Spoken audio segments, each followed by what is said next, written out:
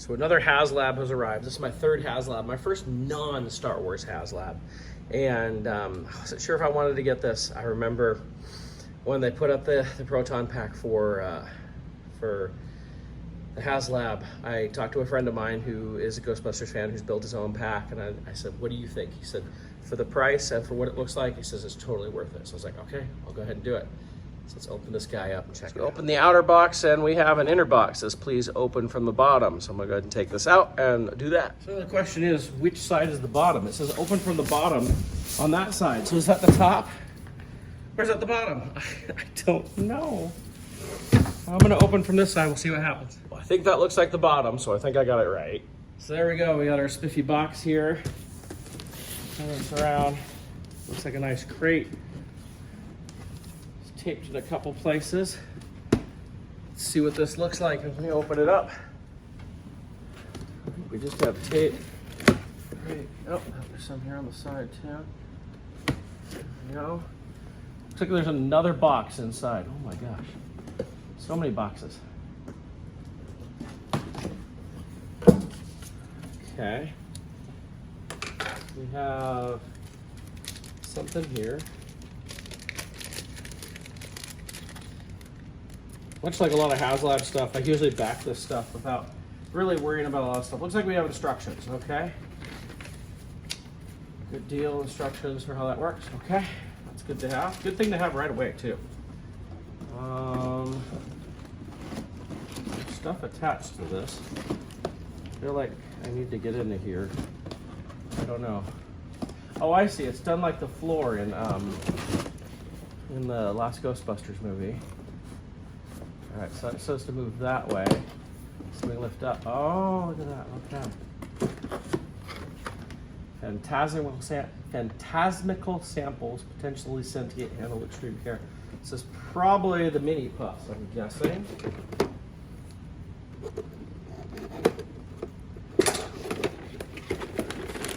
See here. Oh no, it's this. It's the this stuff, the marshmallow stuff to put on your pack if you want. See what's in here. Alright. Oh, these are the mini puffs, it looks like. Yeah.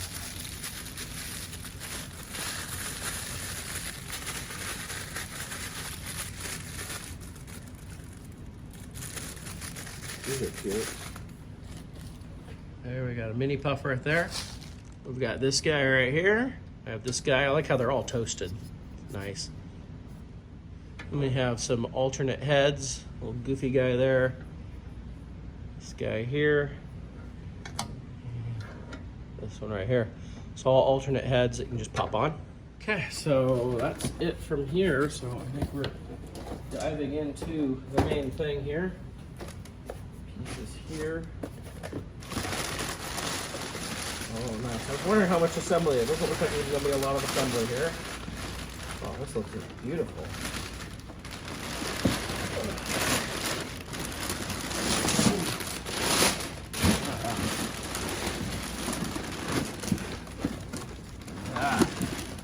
Wow. It is hefty too. Like, I mean, yeah, it's like plastic and all that. And it looks really good.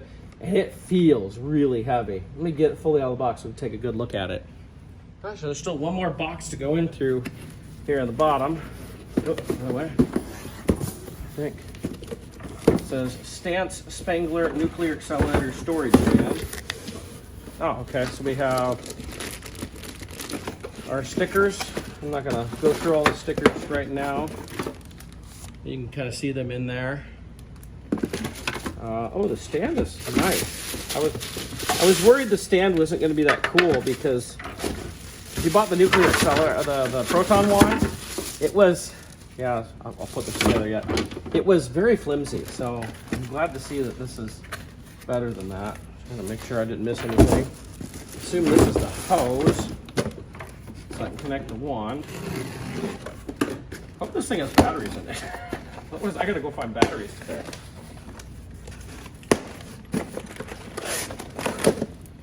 Yes, we have the connector hose. bunch of other stuff in here too. Let's see here. This is something to connect the wand to it. It's a little, I don't know what. Has instructions. Let's see. Goes on the back, it looks like. Okay. Interesting. Feels like metal or something. It is metal. Oh, I don't know what that is. We'll see.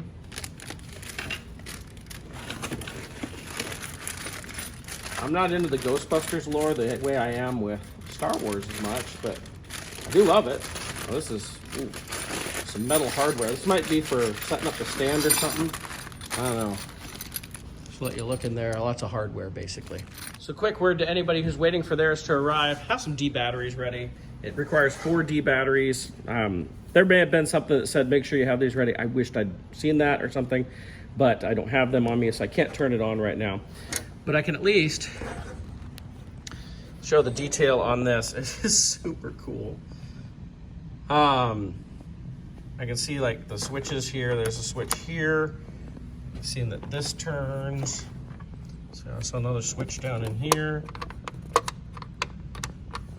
Not sure what that, and I think this turned. No, that one didn't turn.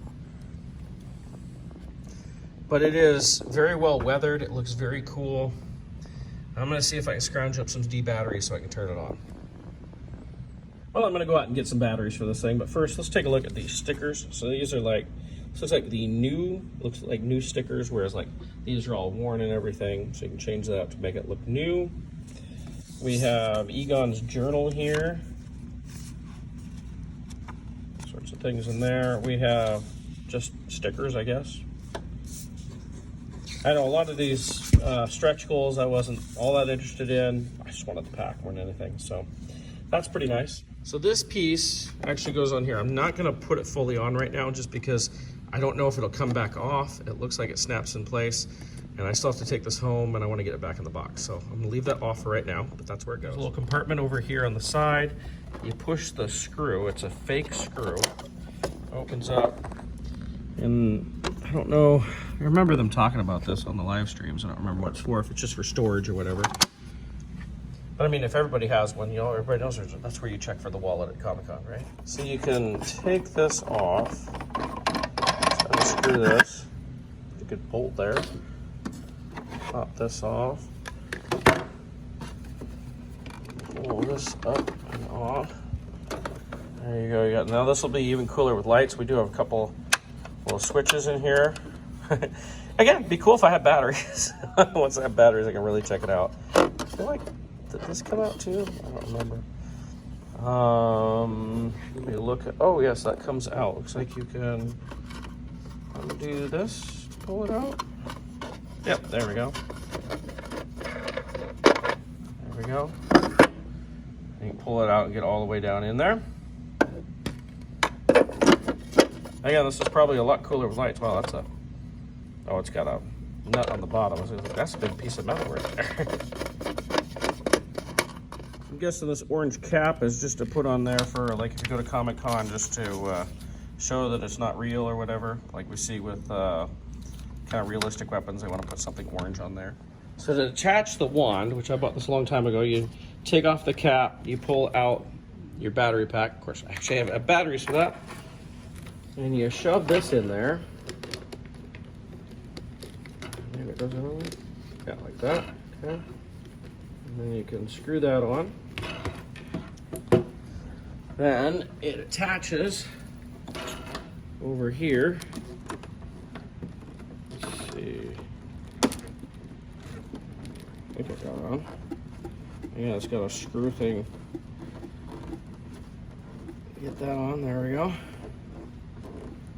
Like so, and then you can have your wand attached to your pack, and of course the wand will, you got this metal brace, you can hook your wand right on there, so you can carry it on your pack, like so, and you are set. So there we go, everything's basically put together. I got a couple pieces to add on when I get home, and then put some batteries in and see what sounds and lights this makes. That'll be really cool. So we'll check that out in a minute. All right, so I have this thing home. I actually have it on the display stand. It just hooks together. It turns out all that hardware is to attach it to the Alice frame. So let's turn this on right here. There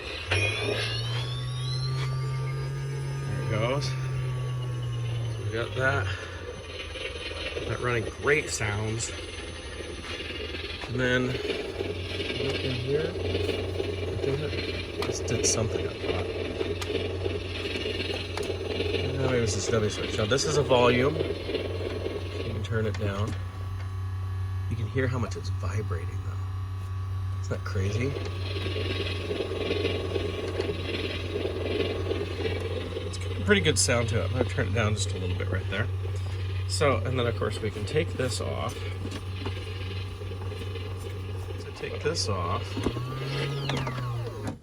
It turns all of that off.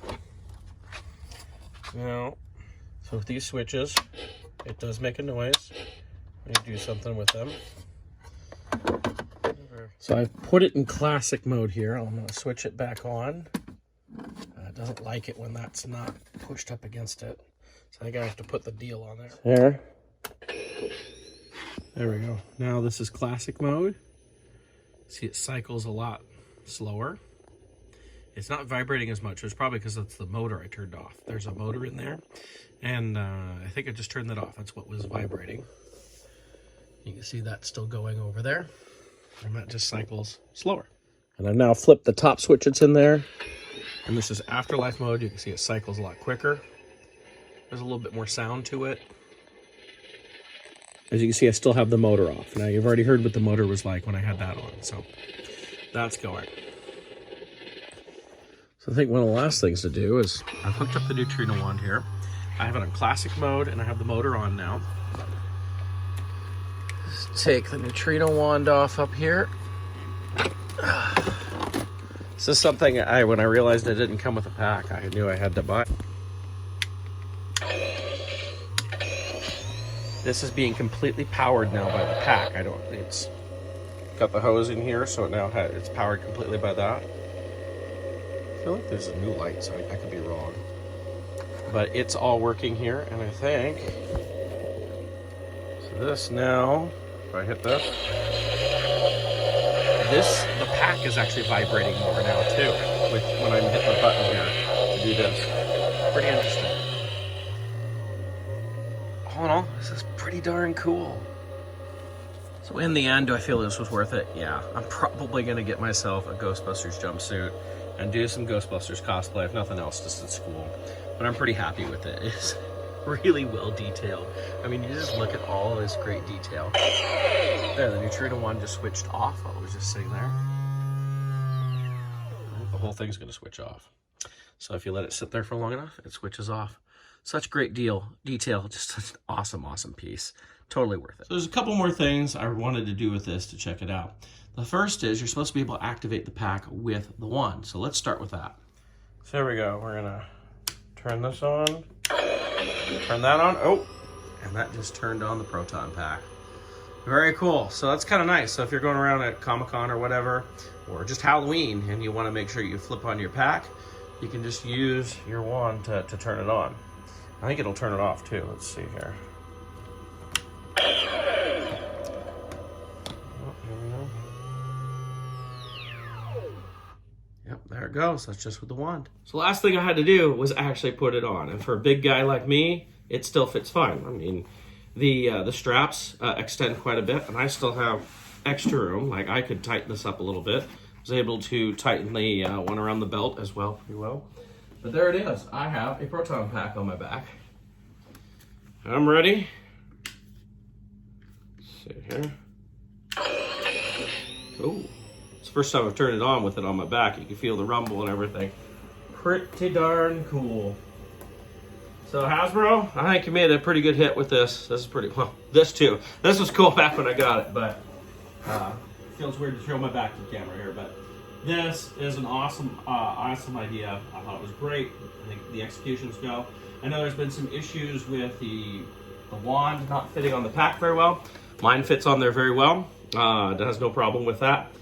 All across, I think this is great. Almost like, I have like a really cheap ghost trap, but, oh, that turned off on its own. Weird, okay. I have a cheap ghost trap I'd love to put with this, but it looks so bad next to all this stuff that I might have to do that. I'm gonna have to get myself a set of overalls or something for at least Halloween. So that is a look at Hasbro's Haslab Proton pack.